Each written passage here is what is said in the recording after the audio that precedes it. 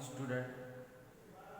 Today we start another subject, that is strength of material.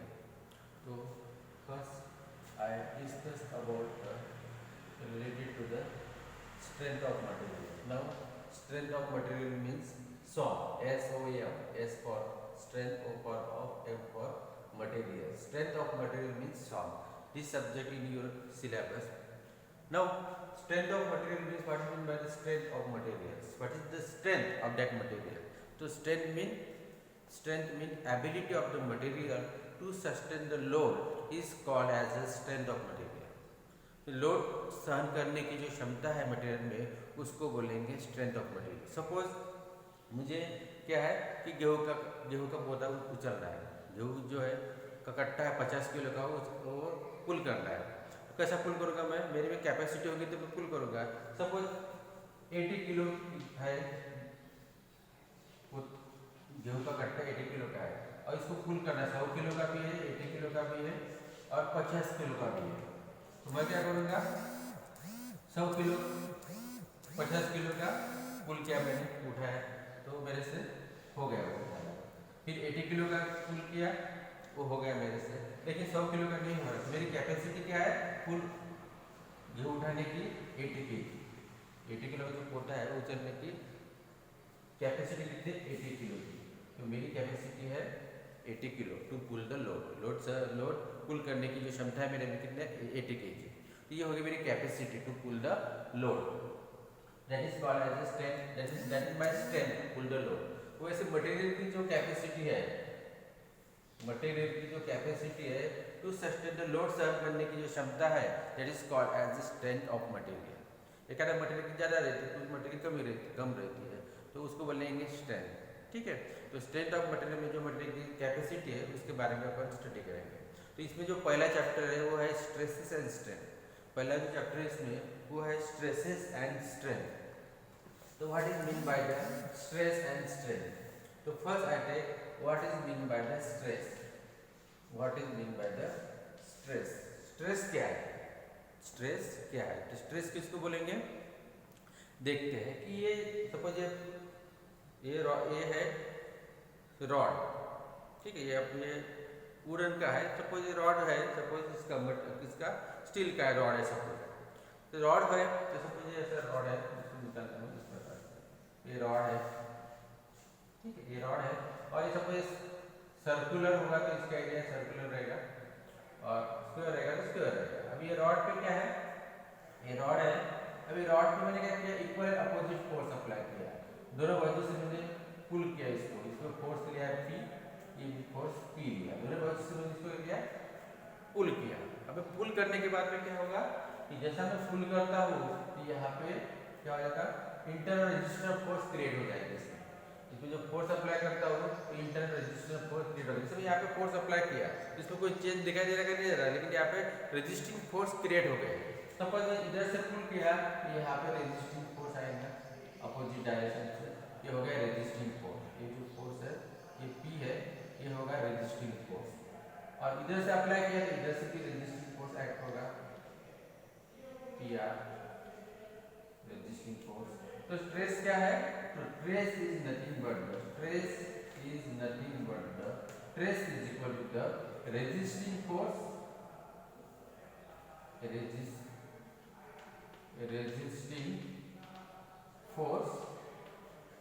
अभी force कहाँ पे apply किया? ये एरिया पे अप्लाई किया. ये एरिया सर्कुलर है तो ये सर्कुलर एरिया आएगा, स्क्वायर है तो स्क्वायर एरिया आएगा. ठीक है. रेक्टेंगल है तो रेक्टेंगल एरिया आएगा. तो this stress is equal to this resisting force divide by the area. तो स्ट्रेस इज सपोज सिग्मा है, तो sigma is equal resisting force है सपोज PR और एरिया है A. तो this stress is equal to PR divide by the A. और ये जो रेजिस्टिंग फोर्स है ये जो इक्वल टू रहता है अप्लाइड फोर्स. जितना अप्लाइड फोर्स है उतना रेजिस्टिंग फोर्स रहता है. मतलब this stress is equal to the applied force divide by the area. तो stress nothing but the applied force divide by the area. तो स्ट्रेस क्या है? Applied force divide by the area. क्या? Resisting force upon area. But this resisting force is equal to applied force, therefore stress is resisting force upon area और applied force per unit area. तो stress के बारे में थोड़ी बहुत जानकारी आपको मिल गई। तो स्ट्रेस मतलब क्या आ गया कि जैसे भी मैं किसी पे फोर्स अप्लाई करता हूँ, सपोज किसी को मैंने क्या किया, हर्ट किया, तो उसमें क्या हो जाएंगे रेजिस्टिंग फोर्स क्रिएट हो जाएंगे और उस पर दूसरे दिमाग में स्ट्रेस डेवलप हो जाएगा।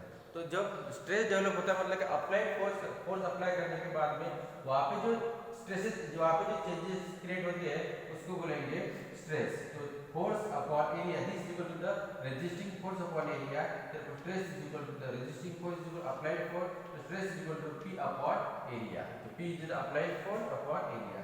So stress is equal to stress is equal to stress is a ratio of applied force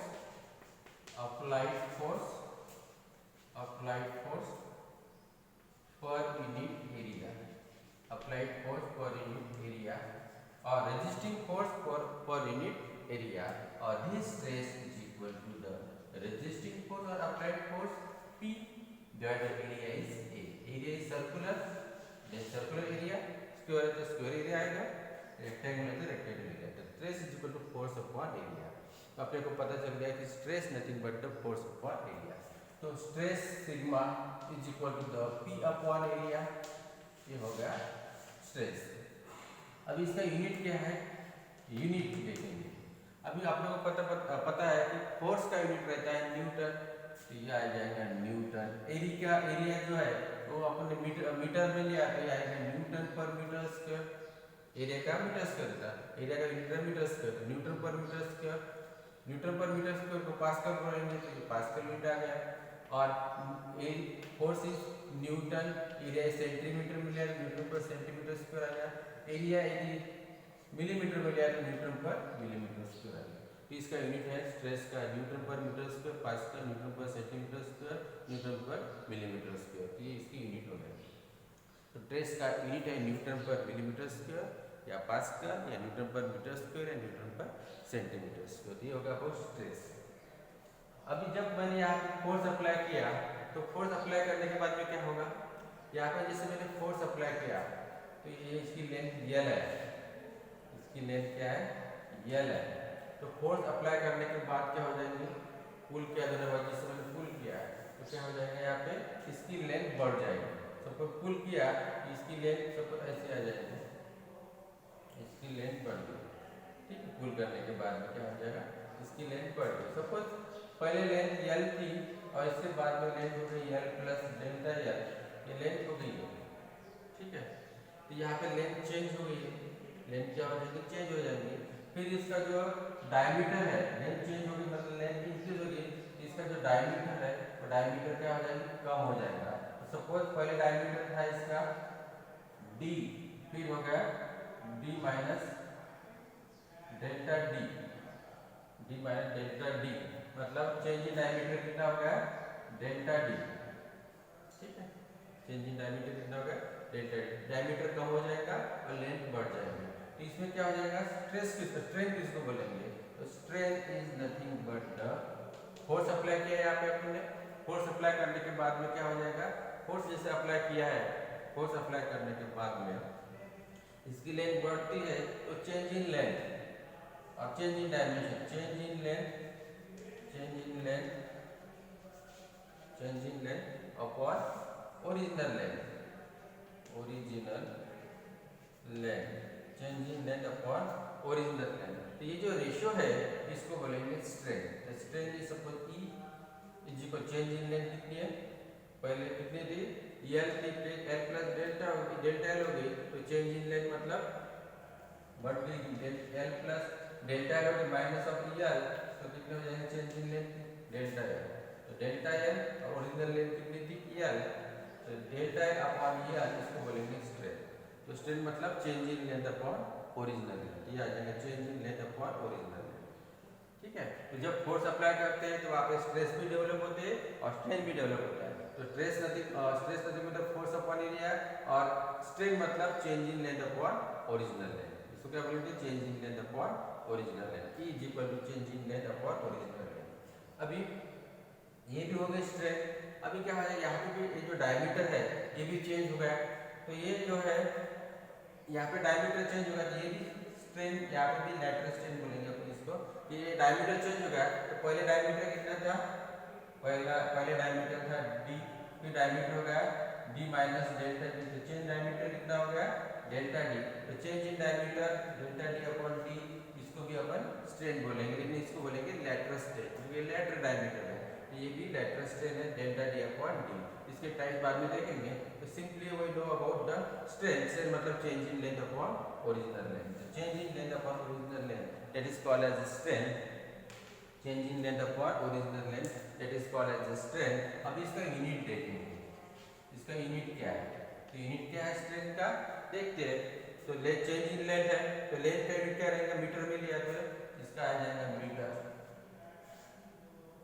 ये आ गया मीटर चेंज, और लेंथ का यूनिट क्या रहेगा मीटर, ये मीटर में आ गया। ये सेंटीमीटर में लिया तो चेंज इन लेंथ भी सेंटीमीटर की, लेंथ भी सेंटीमीटर, ये मिलीमीटर में लिया तो ये भी मिलीमीटर में आ जाएगी। तो change in length metre upon metre, centimetre upon centimetre, millimetre upon millimetre, तो मीटर मीटर कैंसिल हो जाएंगे, सेंटीमीटर सेंटीमीटर कैंसिल हो जाएंगे, मिलीमीटर मिलीमीटर कैंसिल हो जाएगा, तो इसका यूनिट जो रहेगा नो यूनिट, इसको यूनिट रहेगा नहीं, तो स्ट्रेन को यूनिट रहता नहीं। और तो इसका यूनिट क्या रहता है, न्यूटन पर मिलीमीटर स्क्वायर, न्यूटन पर मीटर स्क्वायर, न्यूटन पर सेंटीमीटर स्क्वायर, और pascal mega pascal giga pascal. तो ये हो गया अबाउट द स्ट्रेन। अब इसमें क्या है टाइप्स है, स्ट्रेस के भी टाइप्स है और स्ट्रेन के भी टाइप्स है। What is the different types of the stresses and strain, stress के कौन से टाइप्स है और स्ट्रेन के कौन से टाइप्स है वो देखेंगे। तो स्ट्रेस के टाइप्स जो है, सपोज ये रॉड है, ये ऐसा रॉड है, ठीक है, ये रॉड पे क्या क्या ये सेंटर लाइन हो गई, और यहाँ पे क्या किया मैंने दोनों भी बाजू से मैंने यहाँ पे पुल किया, यहाँ पे फोर्स P अप्लाई किया, यहाँ पे फोर्स P अप्लाई किया, ठीक है। अभी दोनों बाजू से मैंने पुल किया, ठीक है, तो क्या हो जाएगी, इसकी लेंथ बढ़ जाएंगी L प्लस डेल्टा L, ठीक है, पहले L थी अभी L प्लस डेल्टा L हो गई, ओरिजिनल लेंथ बढ़ गई। अब यहाँ पे जो पुल किया मैंने, तो ठीक है, दोनों बाजू से पुल किया, तो यहाँ पे जो स्ट्रेस डेवलप होगा उसको बोलेंगे टेंसाइल स्ट्रेस, टेंसाइल स्ट्रेस मतलब जब दोनों बाजू से पुल करते हैं तो वहाँ पे जो स्ट्रेस डेवलप होता है उसको बोलेंगे टेंसाइल स्ट्रेस। दोनों बाजू से पुल किया, इसकी लेंथ बढ़ रही है तो इसकी यहाँ पे टेंसाइल स्ट्रेस रहेगा, और करस्पॉन्डिंग स्ट्रेन जो रहेगी उसको बोलेंगे टेंसाइल स्ट्रेन, उसको क्या बोलेंगे टेंसाइल स्ट्रेन, ये टेंसाइल स्ट्रेन होगा। मतलब जब पुल करते हैं इस जब अब यहाँ पे फोर्स अप्लाई करते हैं, यहाँ पे फोर्स अप्लाई किया, equal and opposite force apply करते हैं, equal and opposite force apply करने के बाद में वहाँ पर जो स्ट्रेस डेवलप होता है उसको बोलेंगे टेंसाइल स्ट्रेस, और करस्पॉन्डिंग स्ट्रेन जो रहेगी वो रहेगी टेंसाइल स्ट्रेन।